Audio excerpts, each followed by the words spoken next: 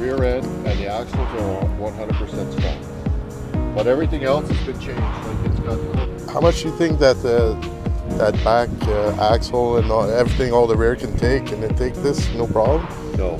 No? Eventually you'll have to get a new rear end. I think that it depends on how I drive it. So if I take it to the track and put slicks on it, it's going to break. Yeah, for sure. It's gonna Absolutely. snap. But if I just fuck around town and stuff like that and do a bit of street racing, it's good. Roll racing, it's good. I don't do hardcore racing anymore. I used to, but not anymore. Just if you break too many parts, it's too expensive. It's just too expensive. Oh, it's a cool car. So, did you buy it like this, or you had it done by Richard Petty? No, I bought the car in Smith Falls. Okay, nice. It's 2010. Okay.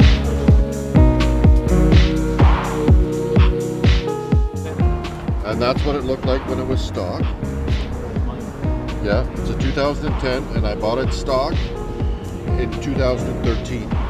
Okay, $40,000. I bought it for 2013 for $40,000. Fair deal. And then in 2016, I went up to Renfrew to trade it in and buy a Hellcat. Mm-hmm. And the guy wouldn't sell me one.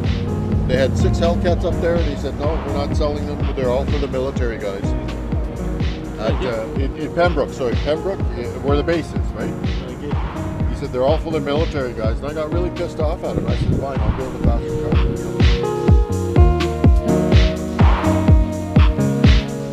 Got my money, and I took it down to Petty's Garage. I went down there in 2016 to watch a NASCAR race, and then I went to all the NASCAR shops. I went to Hendrick Motorsports, and I went to Penske Racing, and I went to Junior Motorsports, and I went to Bush, Kyle Bush. He runs the trucks. I went to his shop, and then I went to Richard Petty's shop and the museum and stuff. And I saw what he built there, and I said, "Fuck, I'm going to bring my car down here and get them to build me one." And that's what they did. This is his shop here. You can see the other cars, like there's a GTO, there's another Challenger, there's a Trans Am in the back.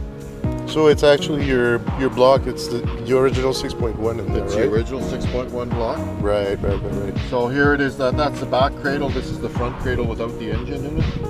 So here's the car without any cradles at all, sitting up in the air, right? When they do the build. Because they took the rear cradle out because they changed all the body mount bushings, so the car doesn't squirm around. So the body mount bushings are, here's the car without the engine just sitting. So here's the engine the car without the engine. So here's my transmission. This is my head. These are my heads. So it's the factory heads, you know. These are the original pistons from the 6.1. This is when they tore it down, right? To show me, I mean, the car's only got 22,000 miles on it. It's about 34,000 kilometers. It's not very much. It's low mileage. So this is my block. These are the original pistons, the 6.1 pistons. This is after they bored. Thank you very much for holding that. This is after they bored it out. This is after they built the block, they put it in, right? And then they different shots, right? And then they painted the supercharger. The supercharger came in blue or orange, or came in black or orange. And I wanted it Petty blue because I thought the color works well. Yeah. Blue. Did a fine job with it. Yeah, and it's That's Petty blue. nice. Yeah. And it's yours, not somebody else. No, there's and one I'm in the the one world. that had it built, and it has a data plate on it. It's a numbered car from Petty's Garage. So, but and then Richard signed it, and then the guy who built the motor, which is Fred S. Langford, signed the engine too. Fred is the guy that built the motor.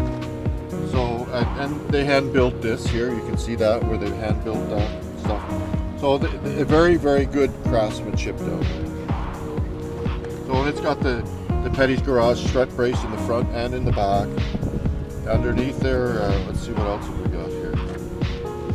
These are all engine. This is the engine horsepower here. Then underneath, you can see here's the front sway bar. You can see the Kooks headers here. So it's got the Kooks headers, and it's got the Kooks green cats. Here's the green cats, right? The sway bar.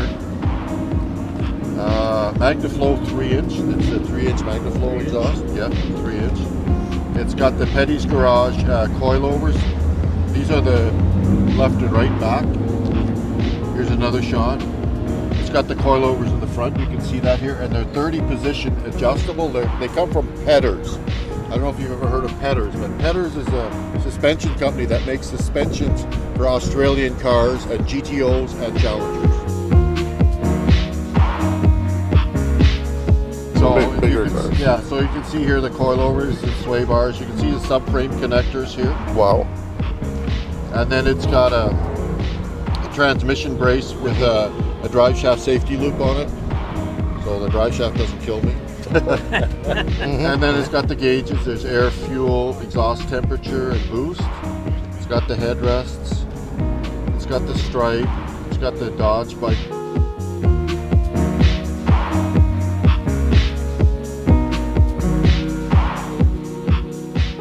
It's got the Petty symbol here. Yeah. Oh, Original. It's a complete car. It's a complete build. So there's It's definitely an original. There's another one. There's one in. There's a guy in Oxford Station. Okay. He has one with the same engine setup. No, this is an older one. It's an RT. So Okay, it was okay. a 5.7 that they built. But this. And then he also has a Hearst, a Mr. Norm's Hearst car too. So Okay, he's got okay. two cars, right? So this is just a picture of me with Richard Petty. And this is a picture of Dale Inman. So he signed the Dash Almo. That was his crew chief, right? So when Richard Petty was racing, his crew chief was Dale Inman. And then this is the guy that built the motor. This is Fred Langford. So he built the motor. This is just Don Garland, Shelby, and Petty. So. And then the rest is just the specs on the car, you know. Right. What kind of crank, what kind of rods.